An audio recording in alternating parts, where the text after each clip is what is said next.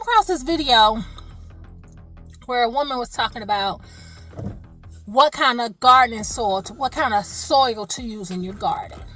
Okay. So first she started showing Miracle Gro stuff, and she was like, Miracle Gro, blah, blah, blah, blah, blah.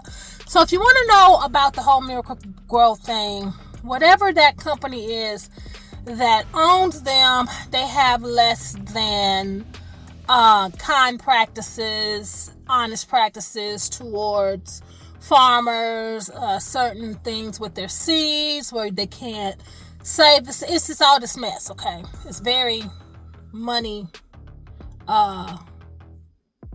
connected. Okay, so people are like, anti-Miracle Gro. So then she was like going through all these different bags, and she was showing these different bags, right? So most people who buy soil for their gardening in bags are buying them for containers. That's me. The soil she was showing was garden soil, which is not the same as potting soil, because garden soil has less like perlite and things to keep it from compacting in the pot. So it's a whole different thing. You can take garden soil and turn it into potting soil by adding a few amendments, but I don't want to confuse people. But you can turn garden soil into potting soil. But the same process you would turn garden soil into potting soil, you could take some dirt out your yard and turn it into potting soil by adding a few things. Okay. But I am really tired of the elitist gardeners. These are the people who scream, heirloom, you need to get your heirloom seed. Make sure that they're non-GMO. We don't want any non-GMO. Get non-GMO. First of all, sorry, let me bring it down. First of all, every seed you buy is non-GMO. The seeds at the dollar store, non-GMO. Dollar Tree, that's dollar store, $1.25. Store, Food, Family Dollar, Walmart, Dollar General, all seeds are non-GMO. GMO seeds are expensive. They're not sneaking in GMO seeds on us. They're not just like, oh, we're going to give y'all some GMO seeds, because GMO seeds are genetically modified seeds that are made to grow better crops. Why would they do that for us? For free.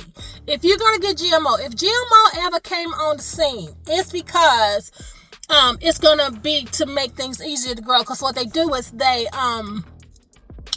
take out the bad things and put it, for instance, like let's say tomatoes.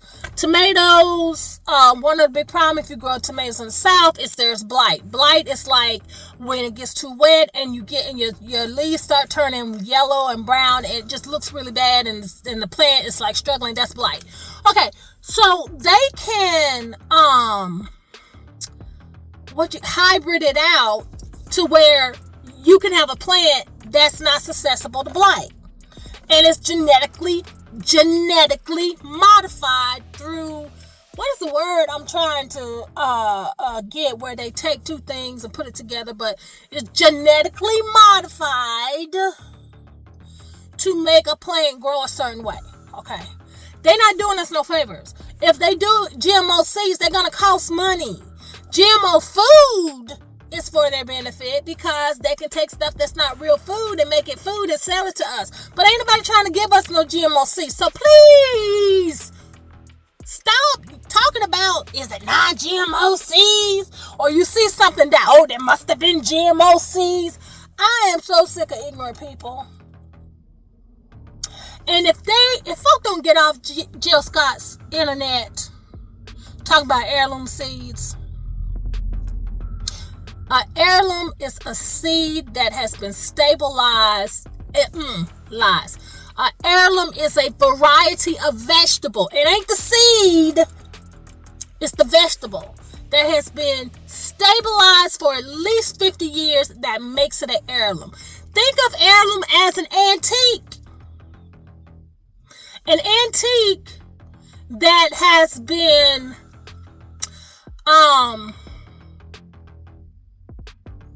that the integrity of it has been maintained for the years and has not changed. Okay. So let's say an heirloom seed, okay, like some of that's been around for a long time. So let's say, what's an expensive pocketbook? I don't spend money on pocketbooks. Gosh, I can't even think of one. What's that pocketbook? Coach. Okay. A Coach bag. They've been around for a long time. I don't know if they've been around for 50 years, but let's say they have, okay? Because I can't hold you. But a Coach bag is an heirloom, right?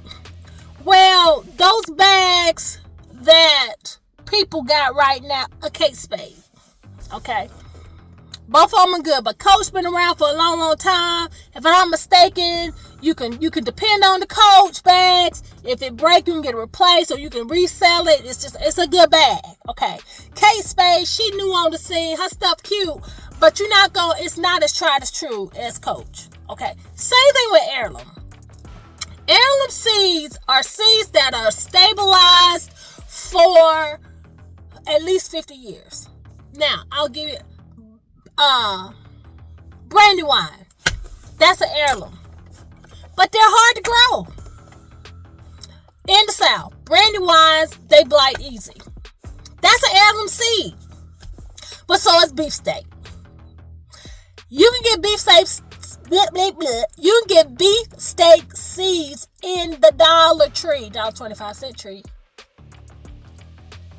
Heirloom is antique. Just think of it as antique.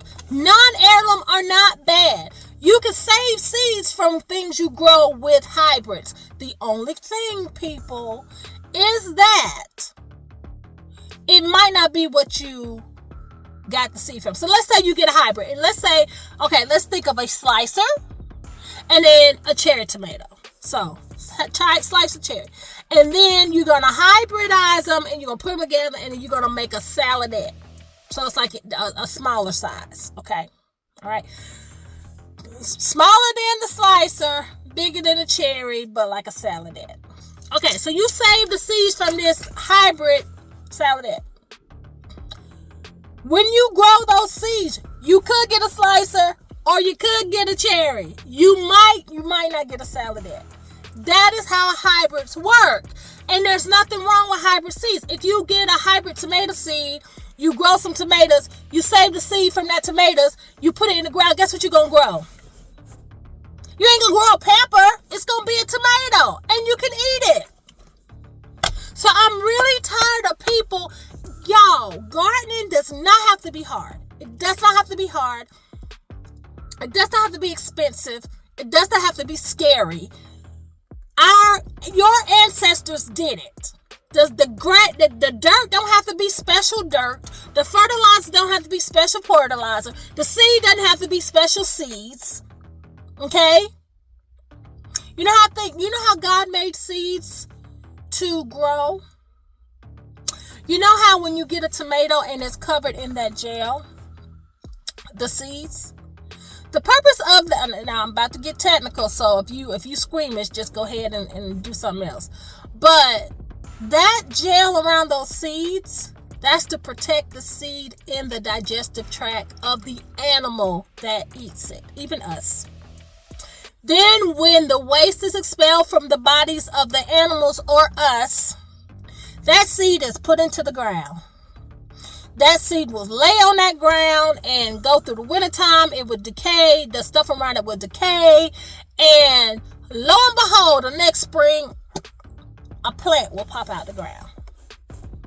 They didn't have to buy anything special. It didn't have to be soil without peat in it.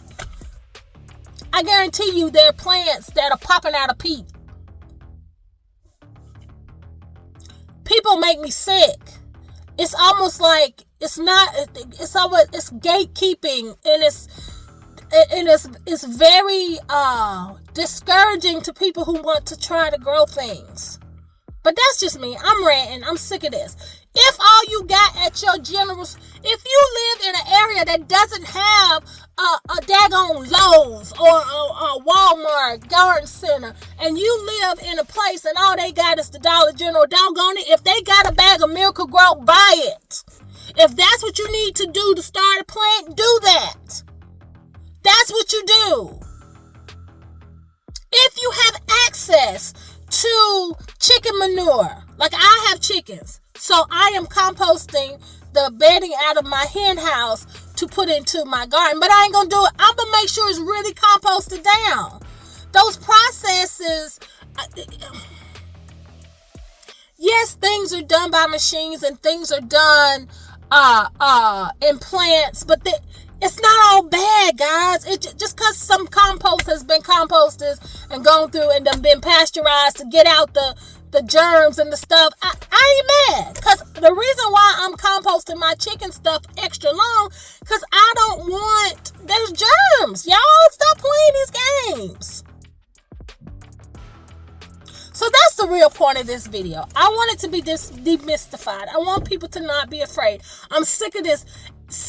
Like the woman was talking about, oh, it's got peat in it. It's got peat in it. Not telling why people got a problem with peat.